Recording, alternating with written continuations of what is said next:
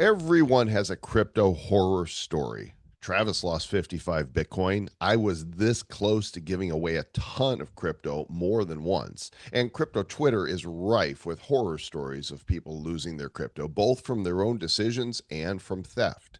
Today, we empathize with everyone who's round tripped their portfolio or lost it to scammers. You can consider it group therapy. We'll be your virtual Sigmund Freuds. So grab a seat on the couch, make yourself comfy, and we'll hand you a box of tissues on today's episode number 797 of the Bad Crypto Podcast. 5, 4, 3, 2, 1, 0. All engine running. Liftoff. Who's bad?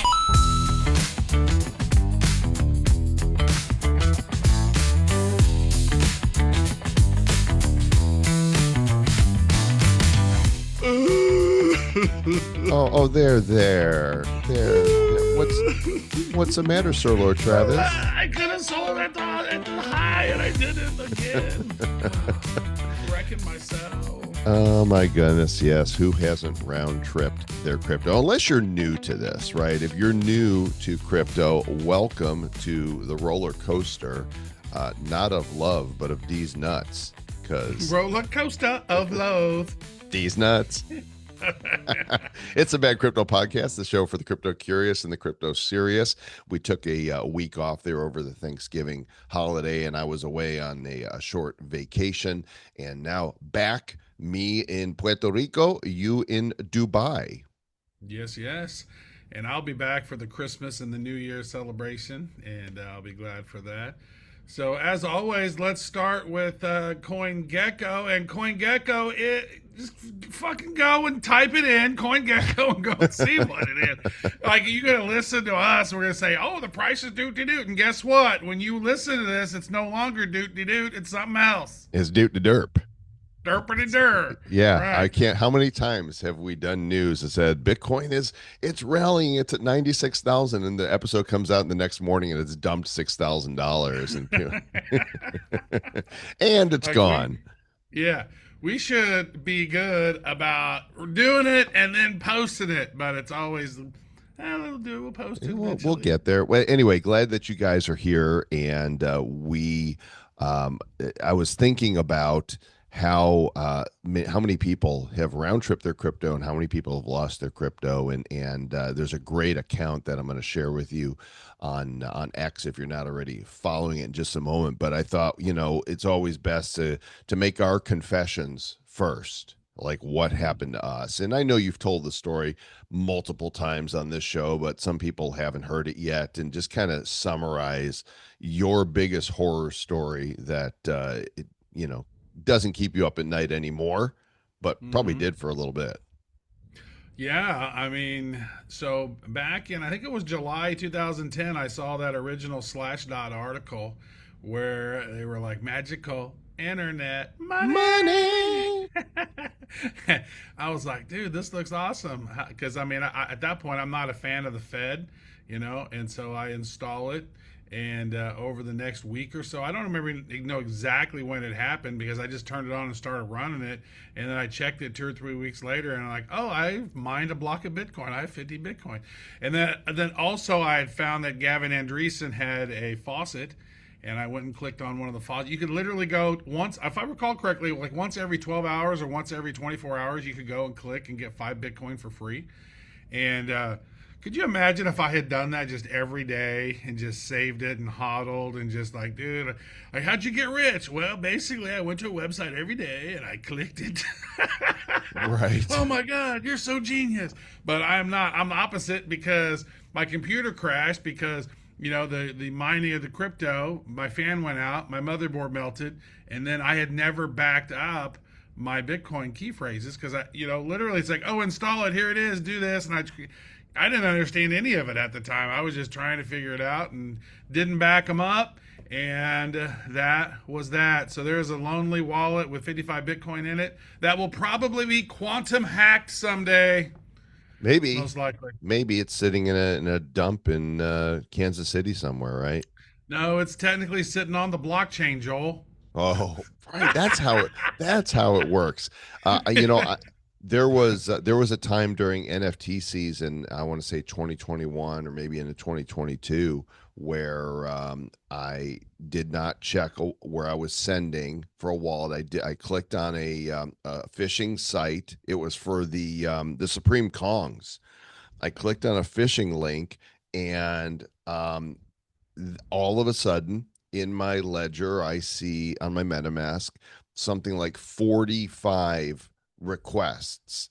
And of course, I'm not thinking about it at the moment. I'm thinking, what is all this? This could be some weird janky stuff. And I clicked one of them, and immediately one of my Supreme Kong NFTs was gone. And then I was like, oh, that's what this is. And I immediately clicked decline all. But that was right there. The scarier one, because that was just a bunch of NFTs. The scarier one, of course, there was probably requests in there to take whatever ETH I had as well in that wallet. But the scarier one was we were on at an airport. I want to say we were in Turkey, but we had a long trip together, and we're getting ready to head for the flight home, and I'm on the shuttle taking me to the gate, and I'm getting calls on my phone from Google. And I'm like, in the past, every time I got that, I'm like, that's a scam, hang up. But they kept calling. And I'm like, for whatever reason, my brain wasn't braining. And I picked up the phone and I'm talking to them. And it sounded legit, like there was an attack on my account and they wanted to help me. And in the moment that he asked me for my 6-digit 2FA code, I had already had it open. I was this close to giving it to him. Man, I was because you were distracted with something else. I was distracted, and I'm seasoned. I know this stuff. I had been in it for 7 years already. I know this, and there was this moment of weakness. The moment I figured it out, that it clicked in my brain, you are about to get wrecked. I hung up, and I looked at Aaron, and I said, I almost did the stupidest thing of my life. Well, but the second stupidest thing. The first was round tripping the 2021 run. But I'm like, and still I can feel that sense of, wow, if I had done that, this would have been the consequences. They would have had access to all of my Google stuff and anything that's tied to that, bank accounts and whatever. And so Dude, have you think like you were seconds away from, oh, the code is 8123. Oh, yes, wow, yes, bro. yeah. But so I've been really fortunate. The worst I've done is lose that one Supreme Kong, which pretty much worthless now anyhow. Yeah, but boy, I've been up to the edge more than once. And you're on the cliff, brother. You got to be vigilant. I got another interesting story. You want me to tell the other story? Yeah, tell it. Yeah.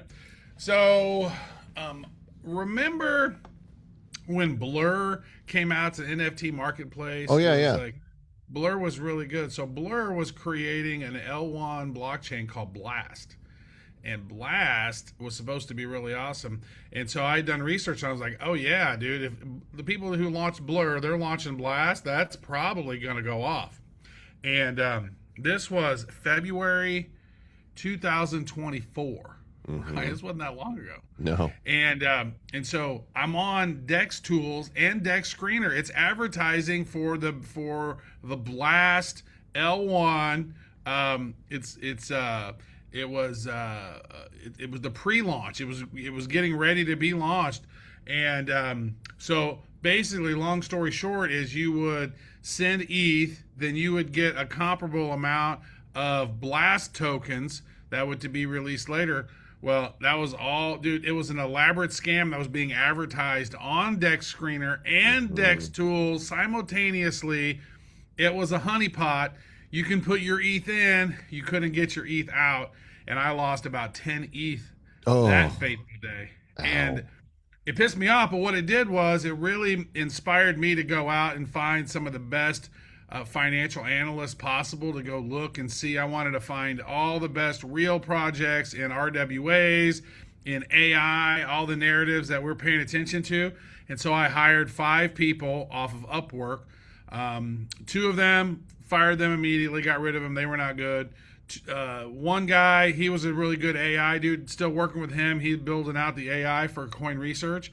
And then one of the other guys, he was good at first, but then he he sent over a couple more janky projects. The other dude was the head of research for Three Arrows Capital, and so his worst performing in the previous run was a 7x. He's a really sharp dude. Still working with him. He's actually the COO of Coin Research, and that tool that's been built now actually called the top on October 6th. It said ahead of it, it said here it is, and so now these it's doing really good 3 days ahead of the market. It's kind of predicting where the market's heading. Its accuracy is getting really good. So it was really cool to see that, because so it turned a bad, sad song and made it better, right? So I lost 10 ETH, but it inspired. It's like, dude, if I'm getting scammed like this, what happens when these baby boomers and E-Trade babies and Motley Fools are coming on to the crypto world? They're going to get wrecked. So we got to find ways to protect people.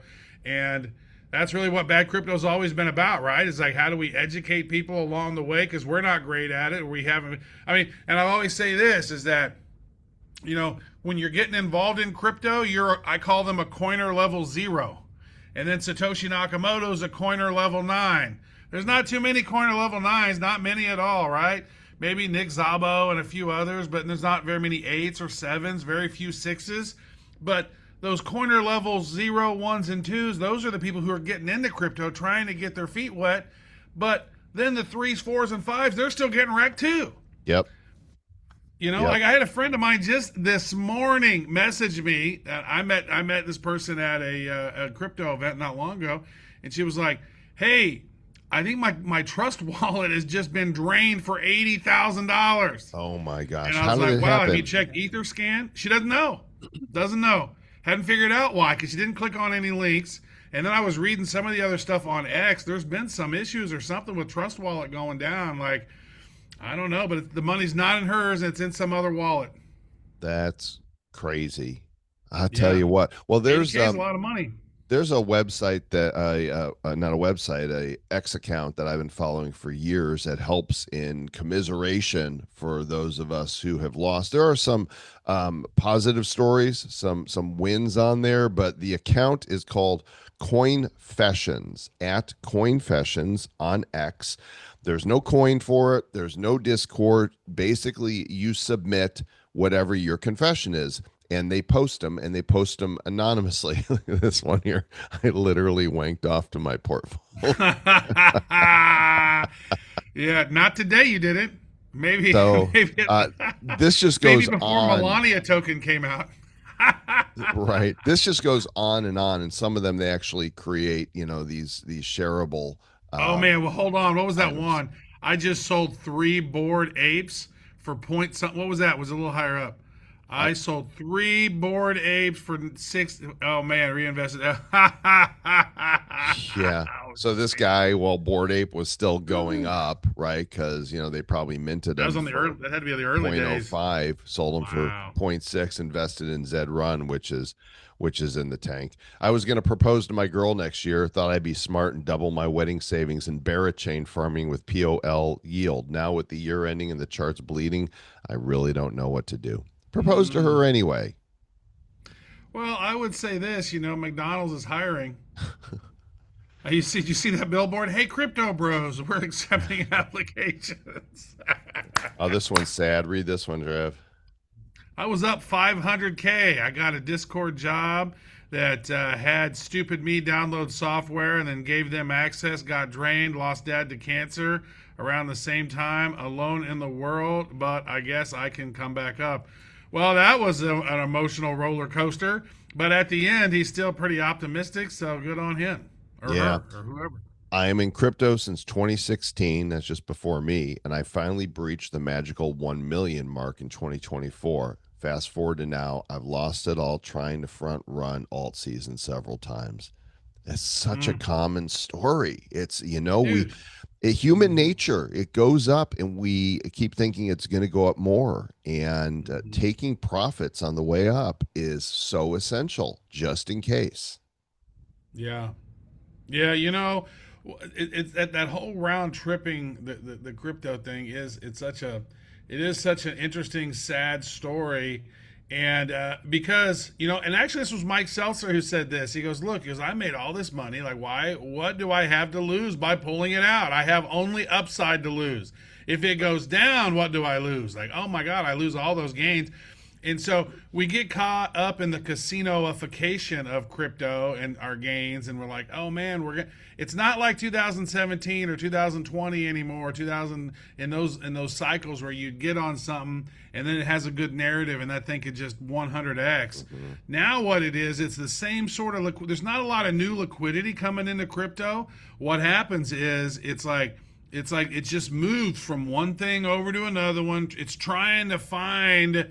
It's almost like this cabal is trying to find the right ones, go out, and it's just like stealing liquidity from one another. There's not a lot of new liquidity, and but I want to talk a little bit more about that as we get closer on that, because I think we might be looking at an upside here that could be pretty positive. Okay, check out this one. After the passing of my parent, I was forced to sell our third generation home because of sibling disagreements and no will. It wasn't enough to retire, but way too much to just let it sit around and dwindle away. In 2021, when I was depressed and numb to the world, I looked at those top 10 crypto and picked the cheapest out of those, and I threw the entire portion of my share and went all in on XRP. A month later, my portfolio skyrocketed and went to a total of 1.75 million. This was market peak at the time, and I thought I'd be all right and kept dipping lower and lower. I never sold out. I held for so long that I even eventually went through the FTX collapse and my portfolio plummeted down to 300K. That wasn't fun. Fast forward 4 years later here in 2025, and I was able to cash out 2.5 million after taxes. I learned from the last bear market mistake and took the profits this time. I'm going to have an easier life because of this. Congratulations. That's, those stories are rarer. Well done, sir. Yeah. It's harder to get out of the way because you think that you're going to, if you hit it once, you think you're going to hit it again, right? And it's like, that's it. I mean, when VV and OMI token, when that thing popped and we hit that one, early on, that was a big win. And you think, oh, dude, this is going to be way easy. And then, for my own personal thing, part of the sadness was taking some of those gains, about 500,000 in gains, and investing in angel investing in different projects, and none of which have turned out great, which is sad. So it's like, that's a 500K loss right there, but it's been investing in these other projects and other, not just startups and other things. You're thinking, okay, 4 out of 5 of these are going to probably tank, but one of them's going to go boom. Nope, not yet. There's still some cards sitting on the table, but still, Jesus, it's such a pain in the ass, bro.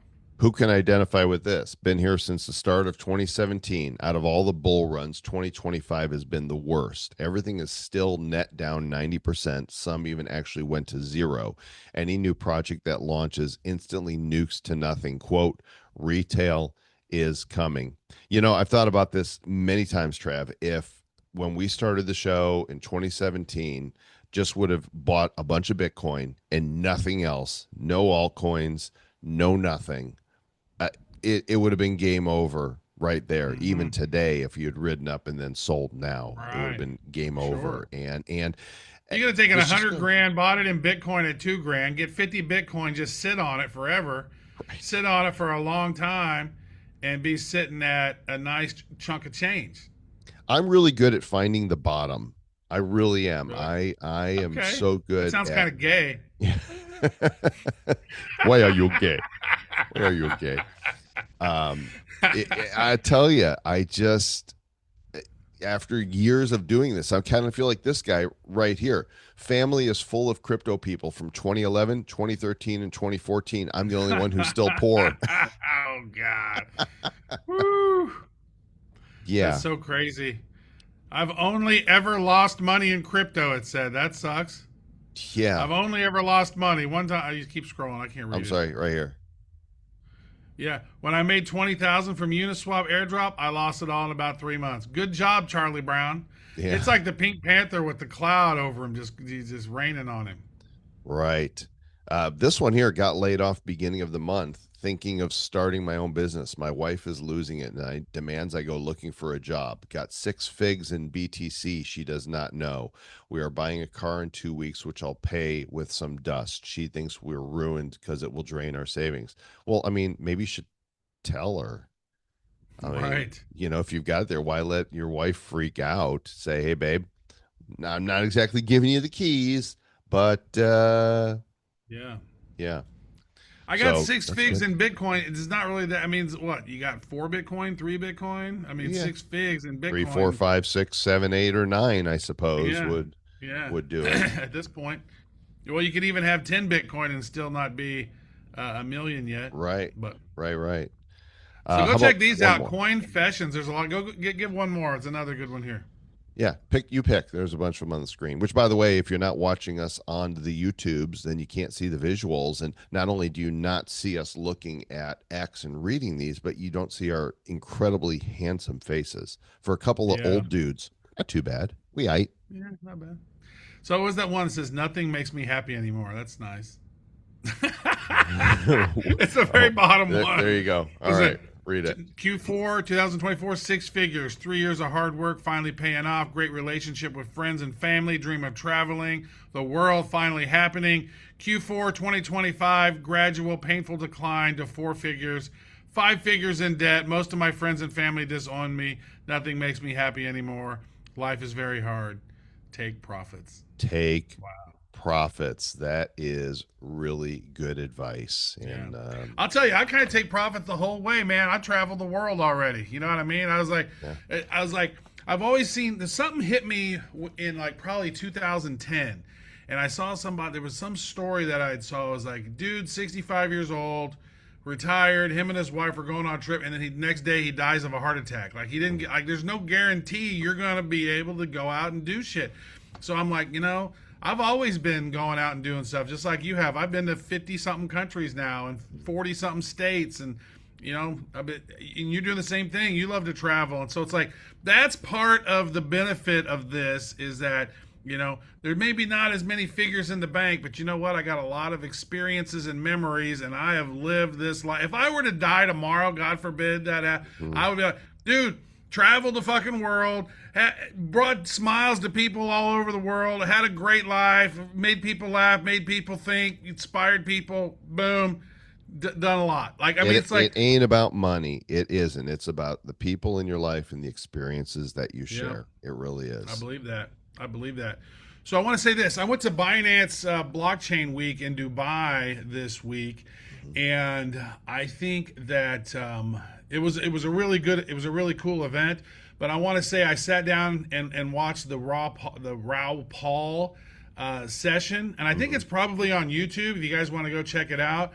But he said with quantitative easing happening, every other time that's happened, the market has exploded. Right. And they're getting ready to turn on the faucets. And he said this is that December, January, and February should be a very good month for the people in crypto and the and the economy in general, the stock market, all this stuff.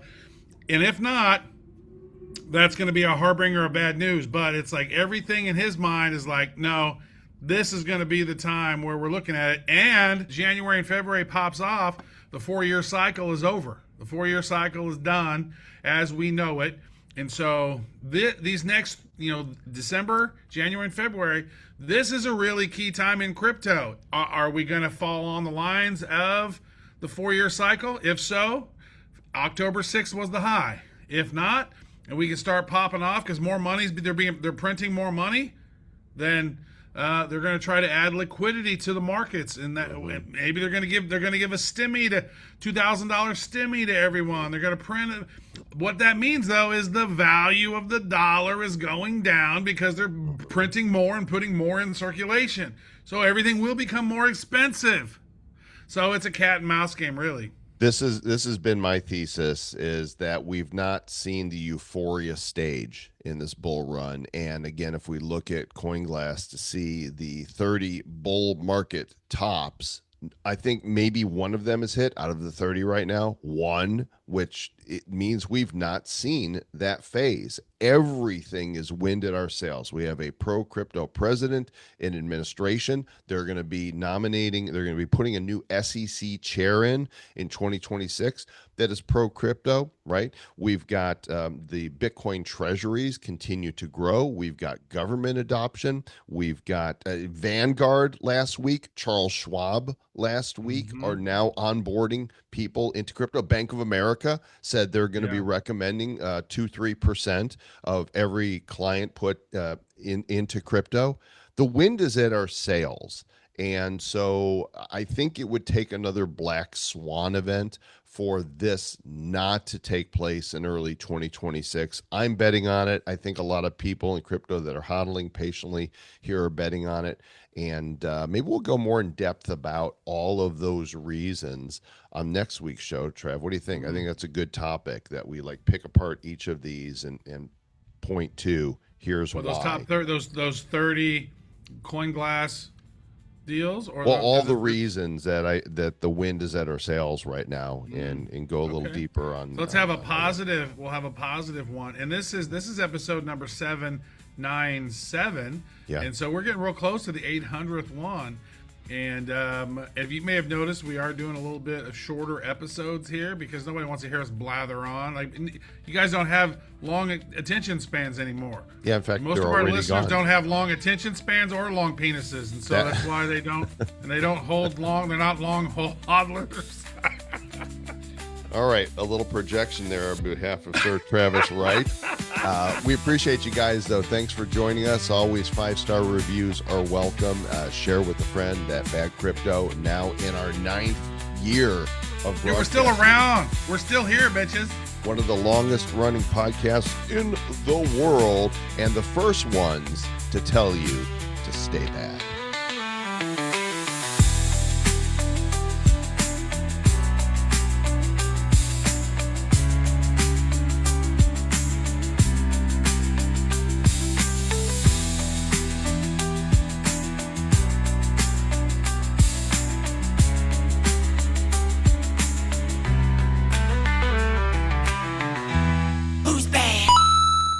The Bad Crypto Podcast is a production of Bad Crypto LLC. The content of the show, the videos, and the website is provided for educational, informational, and entertainment purposes only. It's not intended to be and does not constitute financial, investment, or trading advice of any kind. You shouldn't make any decisions as to finances, investing, trading, or anything else based on this information without undertaking independent due diligence and consultation with a professional financial advisor.